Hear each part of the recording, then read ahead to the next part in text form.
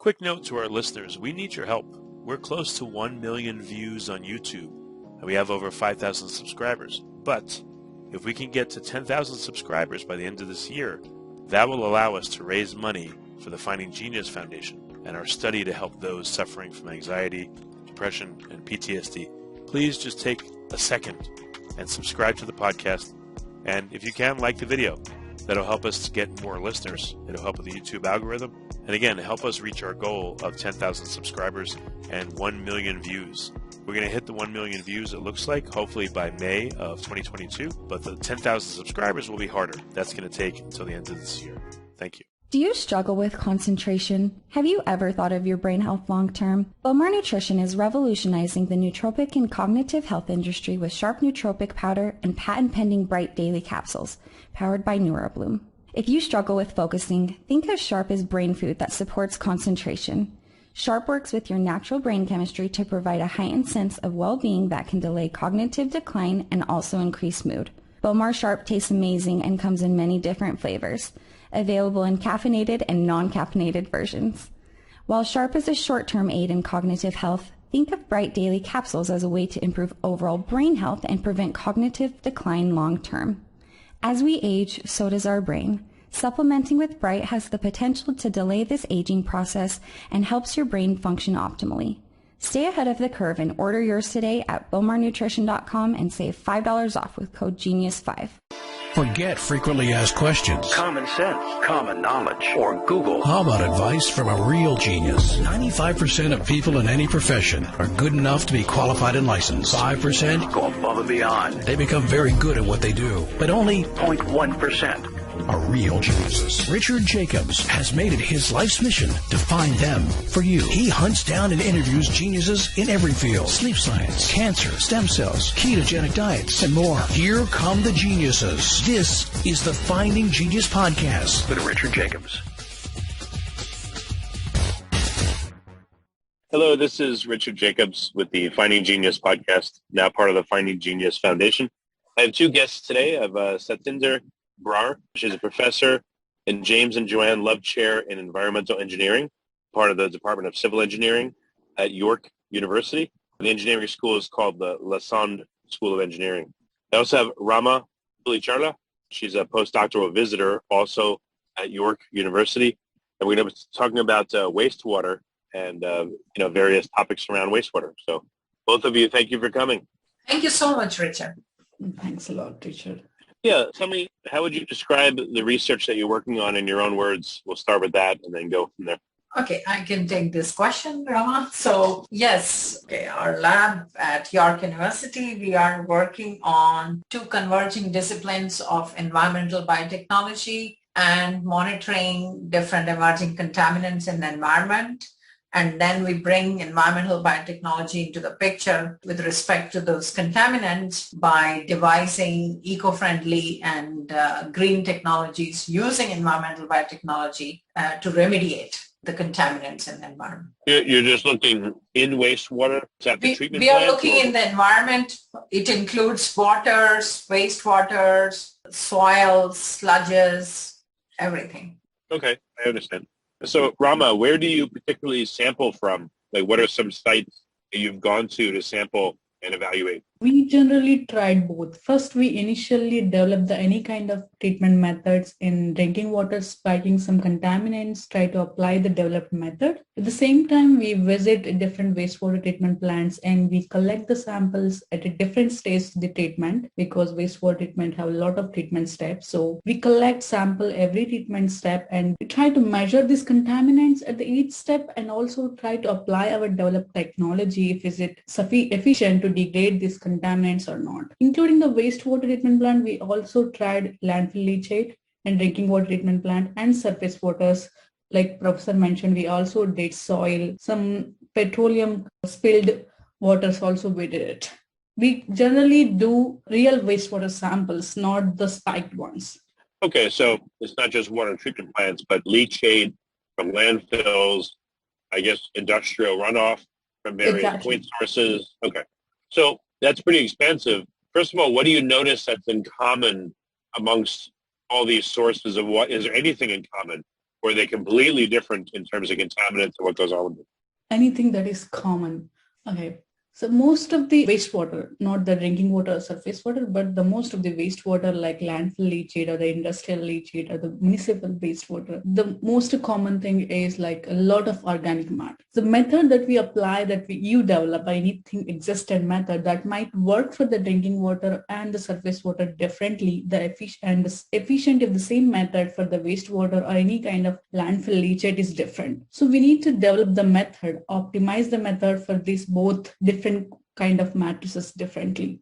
That's what we observed so far. Like the method, it is not similar at the same time, like it's not the similar efficiency for the different type of matrices. So both have like a different complex matrices. Whenever you want to apply any kind of method, you need to optimize that method based on that matrix. It's not like, okay, you have achieved the method, you can go ahead and apply it. It's not the case always. It's not the case. It's regarding, the challenges. Like she mentioned, organic matrix is one thing. In addition to that, we should not forget that if we are considering waters or wastewaters, they also have other kind of contaminants. You could have other organic contaminants, you can have metals, and you have to see when you do the analysis that, they are not inhibiting or in any way, sort of overwriting the analysis that we are developing for a particular contaminant. So typically sample preparation, as Rama stated, is a very important step, and that we need to really take care of for any of these complex matrices. Well, I'm sure that's incredibly complicated. What are the first things that you'll want to remove from a waste stream, and what comes later? Is the organic material saved for last? Or is that the first thing you need to take out? What's the method look like? Good question. So actually, it depends on the type of sample we bring. If let's say we bring a wastewater, from a wastewater treatment plant, then we bring it to our lab, and typically we are doing, pre-filtration to remove any suspended particles or matter there. And then, of course, that doesn't mean that still, the sample does not have any other organic matter. It will still have. And I think the first and foremost thing that is important for us is to devise the method in such a way that we have the extraction of the contaminant of our interest with the best reproducibility possible. So for doing that, we definitely need to understand the chemistry of the contaminant, and then we devise a method which could be anything all the way from a pretreatment or could be a simple filtration. Pretreatment, what I mean is you have to sometimes treat the sample so that even if the contaminants are sticking or, lodging on to those suspended particles or colloids, they can be dislodged and you bring it back to the solution. And now you can, we have these cartridges which we use for extraction, selective extraction of these contaminants and cleanup as well. So during these processes, we are also cleaning up the dissolved organic matter, because suspended and a settled organic matter is pretty easy to remove. You can understand through decantation as well as through filtration. So before the sample exactly, runs into these chromatographic systems, it has to be not visually clean, but really clean, so that it doesn't, cause any background noise when we are doing the measurements using chromatography systems. Well, okay, so from what I understand with regular wastewater treatment, it's important to get the particulate matter out of the sample because that's what organic matter hides in, and festers in and grows in, and it uses it as like nucleation sites. So, but again, if there's a particular type of waste, how do you even know? First of all, you got to characterize what's in it and how variable, and then how the stuff interacts, and then how do you know what to pull out and when, and how do you know when it's quote unquote okay to release it to its final place, wherever it may go into the ground or, recirculate it back? I mean, it just seems like an incredibly complicated thing. What are some of the heuristics you have on how to start treating a wastewater stream? Okay, I think Rama would be a very good candidate to answer. Yes, Rama, maybe you can follow up once I'm done. I'll let you know, okay? Yes. So the most important thing that happens is when we bring the wastewater from the wastewater treatment plant, we have to do a thorough characterization. And the characterization includes not only of any of those emerging contaminants, but even the basic characteristics, like measuring the chemical oxygen demand, biochemical oxygen demand, how much carbon is there, how much solids are present, volatile solids, dissolved solids, etc., including metals. So this thorough characterization and even the simple pH parameter helps us understand what matrix we are dealing with. Okay. And then of course, that we have in any country, we're talking about the OECD countries, we have these well-developed guidelines for simple parameters like carbon, nitrogen, nitrates, ammonia, phosphates, sulfates, metals, etc. So it's easy to follow and we see, whether the wastewater is meeting those criteria. But then for emerging contaminants, I don't think we have any specific guidelines in many of the countries. So there we are really, looking into a black box. So in order to decipher what is there in the black box, again, characterization is very important. Of course, when I'm saying the black box, it has really millions of these compounds, okay, all the way from pharmaceuticals to endocrine disruptors to anything, plasticizers and so on. So we cannot degrade, all of these emerging contaminants. So then we choose, the primary ones, which we are expecting more to be in the municipal wastewater treatment plant. Let's say to talk about, plasticizers. And of course, bisphenol A has been banned from products now, but we still find bisphenol A in the wastewater treatment plants because bisphenol also is a byproduct from other kind of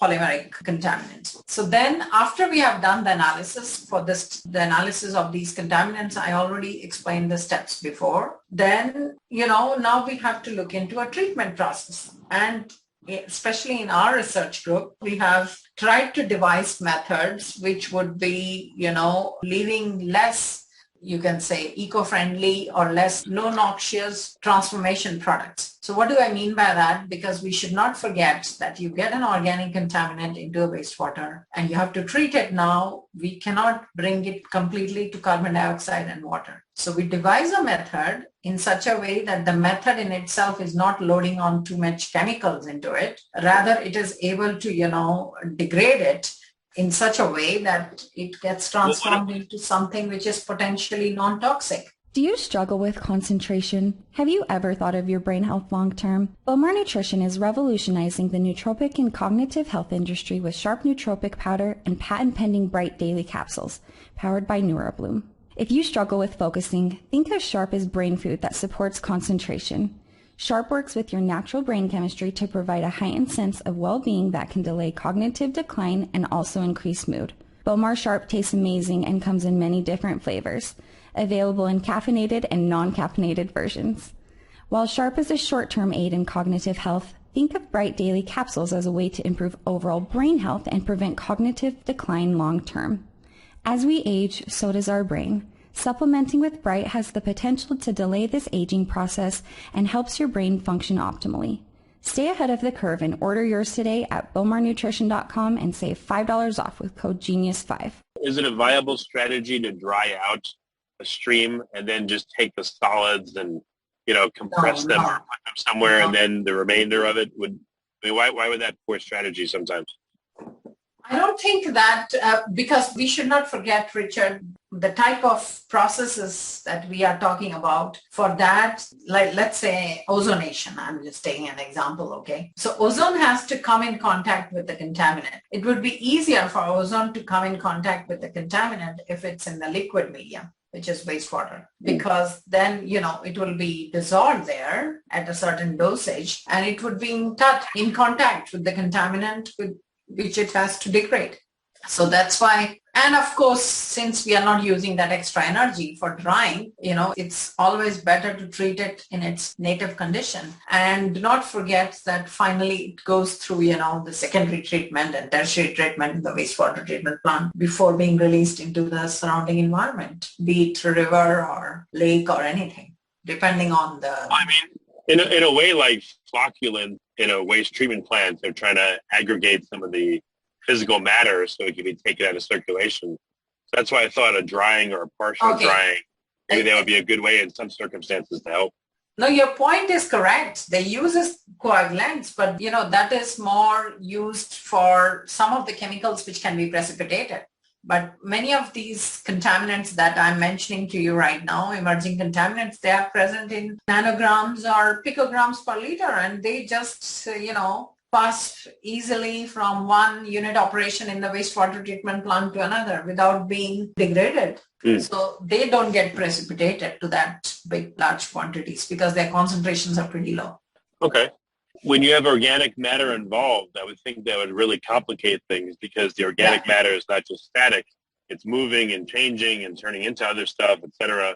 So is the first job to get rid of the organic matter and then the other pollutants, or what would be the recommendation and why?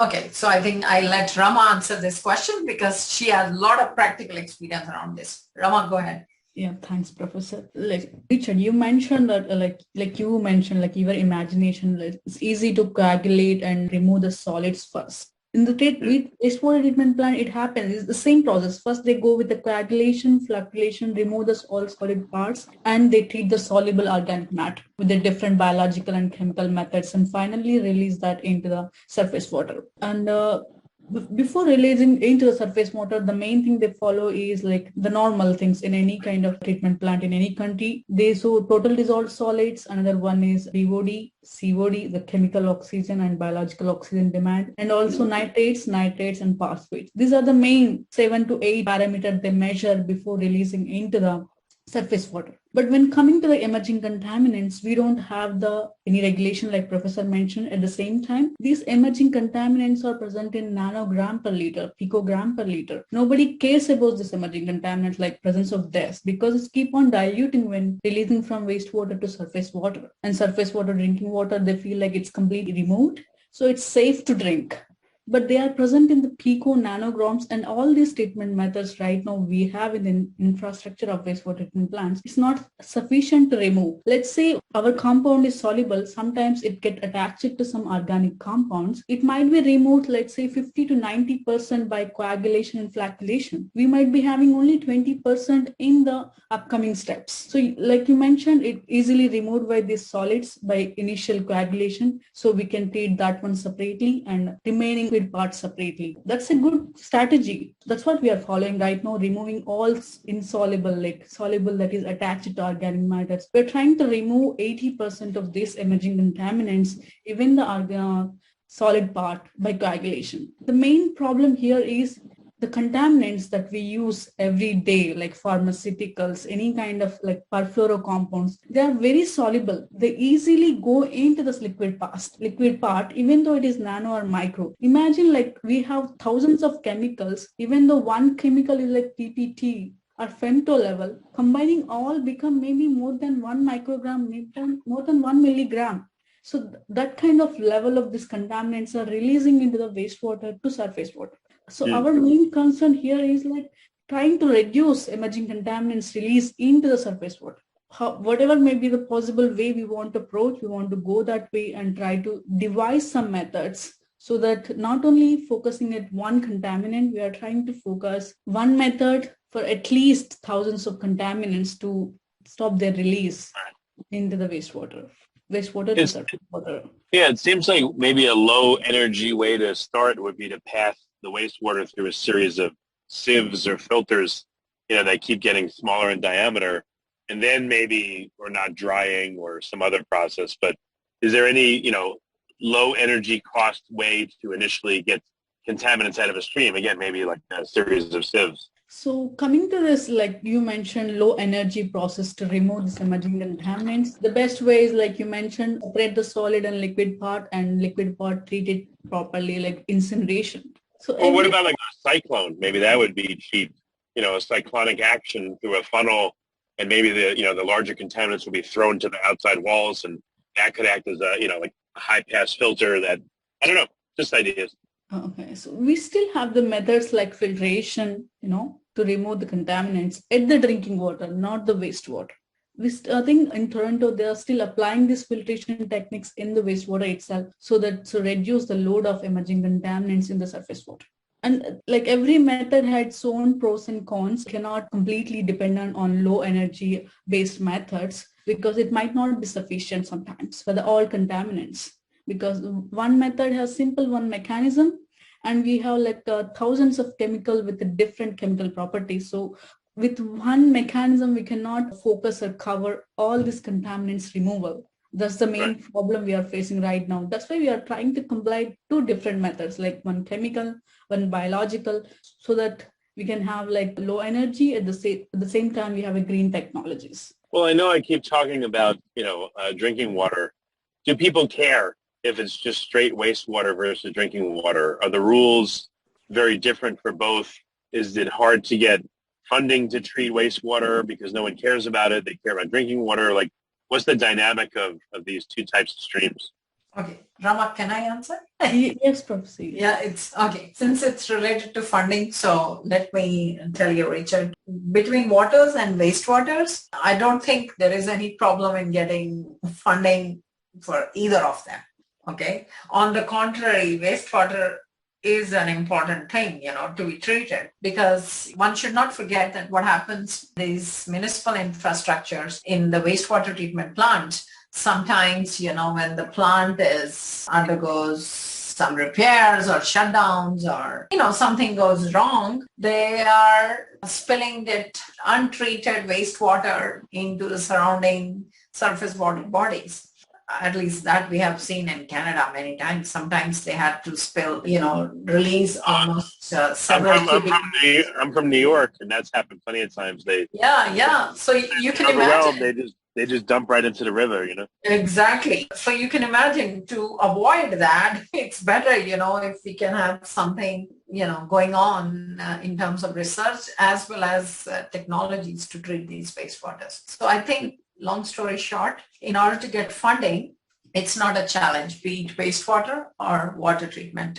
Both are equally important. And since you are in US, so the importance, especially in Arizona and California, the wastewater treatment is very important, as an eventual drinking water source, because what is done is that the wastewater, once it's treated, the treated effluent is reinjected into the groundwater, and then it is, taken out from the ground and goes to the drinking water treatment plant to become eventually the drinking water. So wastewater is a drinking water in a circular sense. So I don't think there is paucity of funds for both these.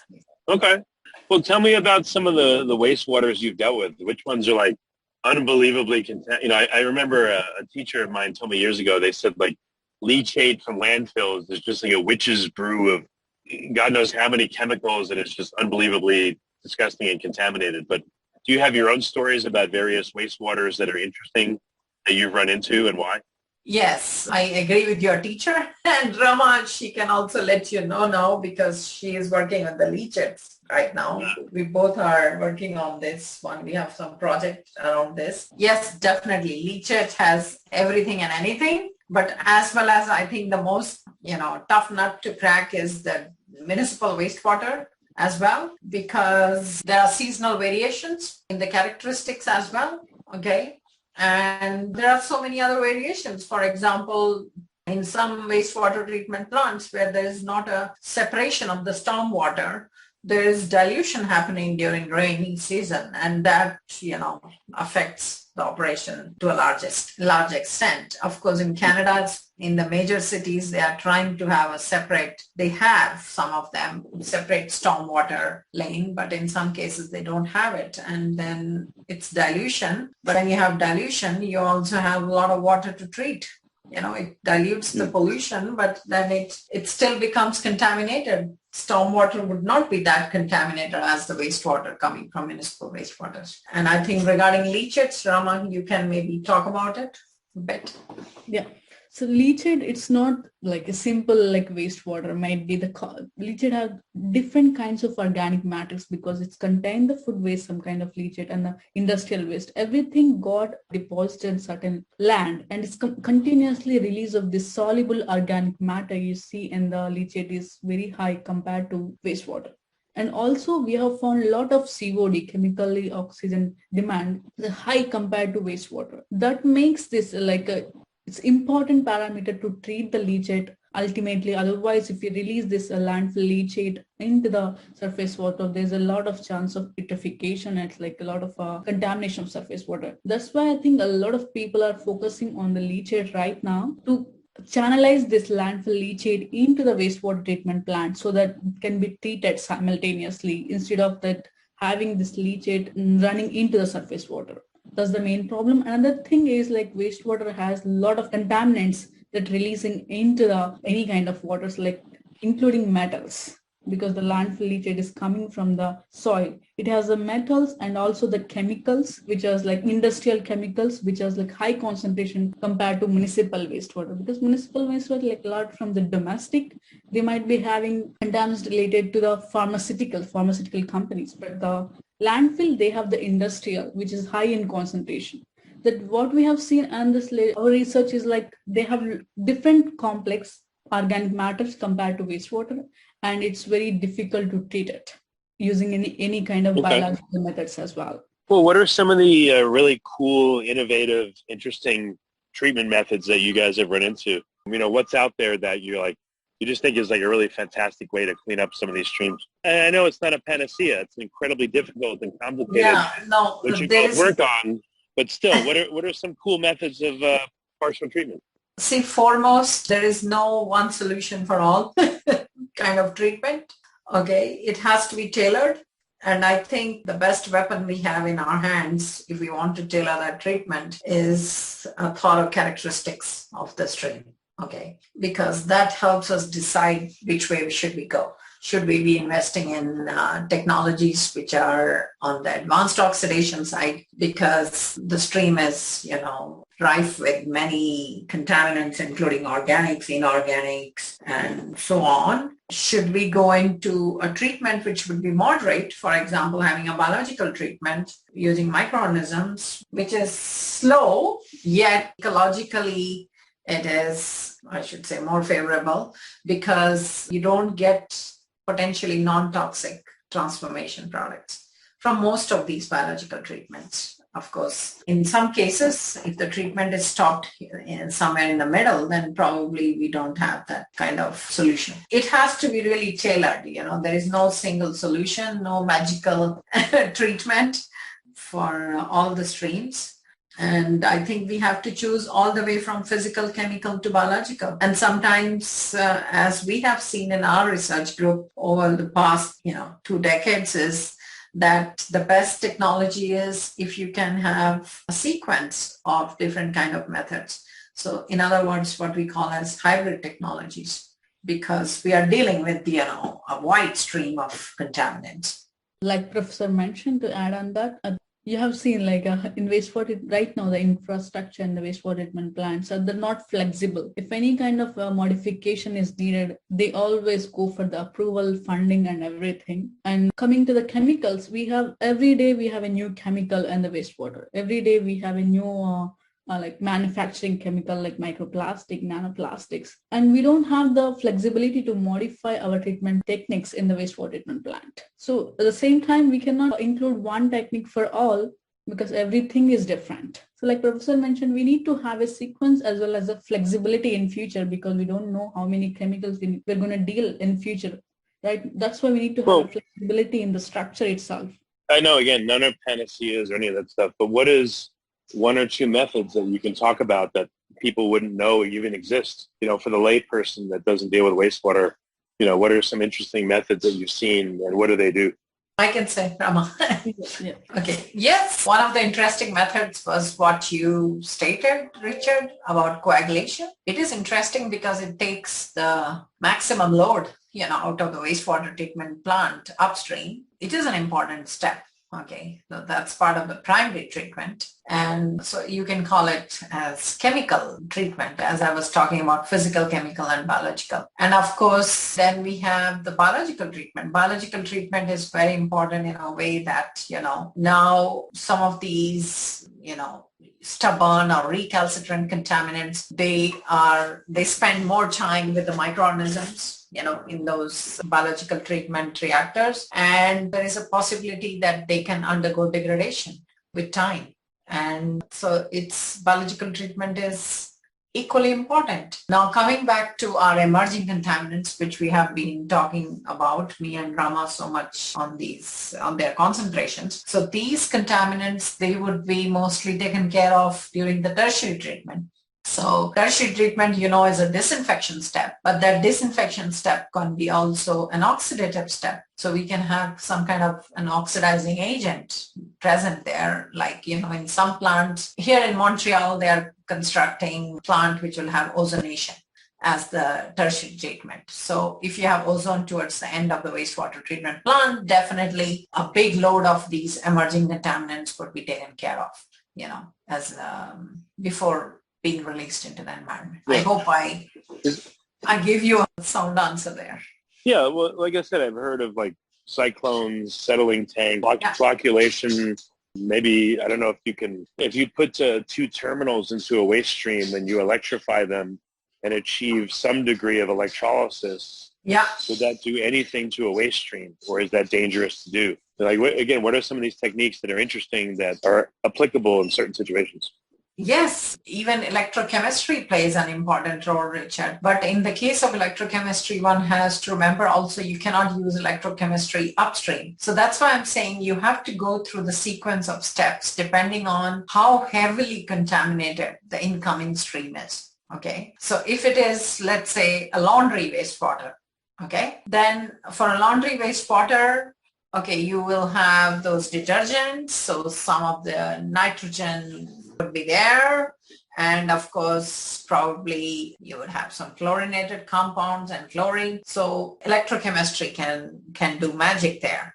Okay, and then you just have those electrochemical cells and reactors, and they can decontaminate this kind of a stream. But if we are talking about a municipal wastewater stream, which has a very high organic and inorganic loading, in that case, definitely we cannot have electrochemistry upstream. We would probably have it towards the end of the plant in the tertiary treatment. And then again, that it's easier to talk theoretically about these, kind of treatments. But if you go to a real wastewater treatment plant and you talk to those operators and even the site engineers, I don't think they would be in favorable of having another, add-on step into their wastewater treatment plant, because it costs, it can cost them a lot of dollars, and the costs sometimes can really run high, and I don't think the municipalities are ready to absorb that kind of costs.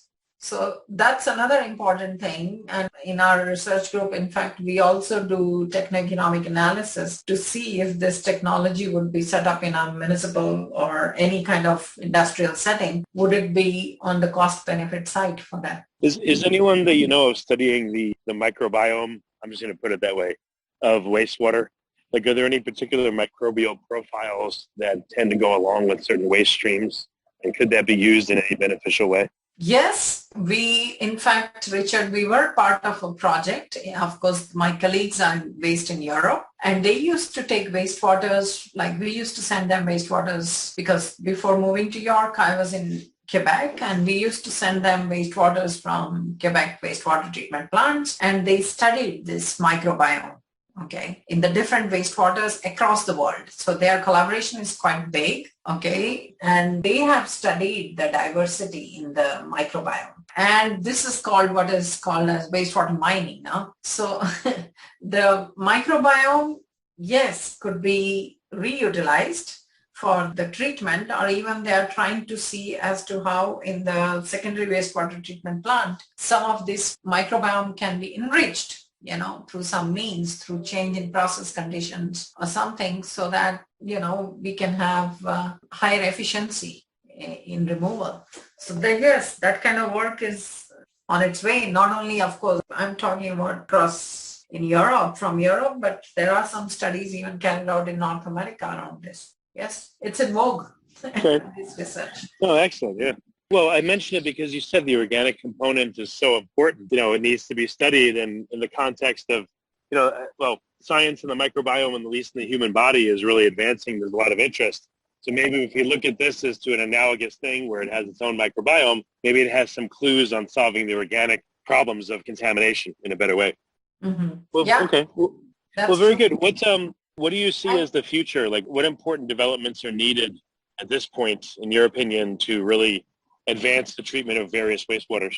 I think the foremost thing that has to be done, and it is being done now, we are not looking at wastewater as being, that's being considered as an outdated term for wastewaters, because it's important resource, and these days the focus is more on circular economy. In other words, considering wastewater treatment plants as rich in resources which could be harvested, all the way from nutrients to those metals and some of the organics as well. So, because don't forget that the organics can be, fed on by the microorganisms, and then these microorganisms can produce some other value-added products.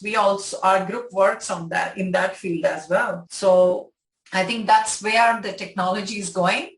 It's no longer being just, left to the traditional path of wastewater treatment and disposal.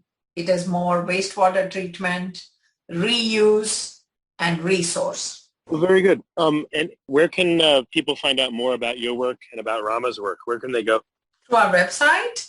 But myself and Rama, we can also send you this. We have the Google Scholar links, right, Rama? Yes. Which can be used as well to read about our work. Yes. Okay. Well, very good. Do you want us to send those links to you, Richard? Yeah, I want to make them available in the show notes to listeners. And, as we finish, I just wanted to thank you both for coming. Is there any last bit of information that you want to impart to listeners, or if you feel like we've covered a lot, then I want to thank you for coming. It's up to you. No, I think I'm done, Richard, and I'll tell Rama will send you all those details. Yes. Rama, can you please do that? Yeah, definitely. I'll send you the information right away.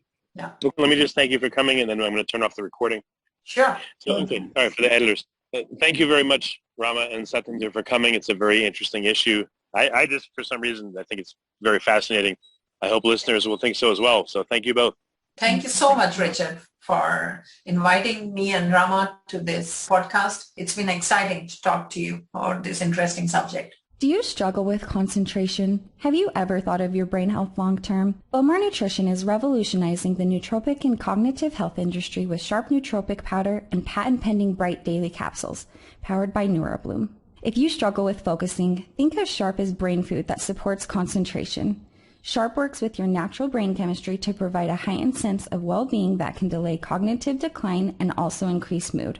Bowmar Sharp tastes amazing and comes in many different flavors, available in caffeinated and non-caffeinated versions. While Sharp is a short-term aid in cognitive health, think of Bright Daily Capsules as a way to improve overall brain health and prevent cognitive decline long-term.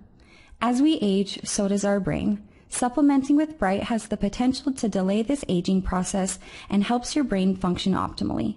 Stay ahead of the curve and order yours today at bowmarnutrition.com and save $5 off with code GENIUS5. You've been listening to the Finding Genius podcast with Richard Jacobs. If you like what you hear, be sure to review and subscribe to the Finding Genius podcast on iTunes or wherever you listen to podcasts. And want to be smarter than everybody else? Become a premium member at findinggeniuspodcast.com. This podcast is for information only. No advice of any kind is being given. Any action you take or don't take as a result of listening is your sole responsibility. Consult professionals when advice is needed.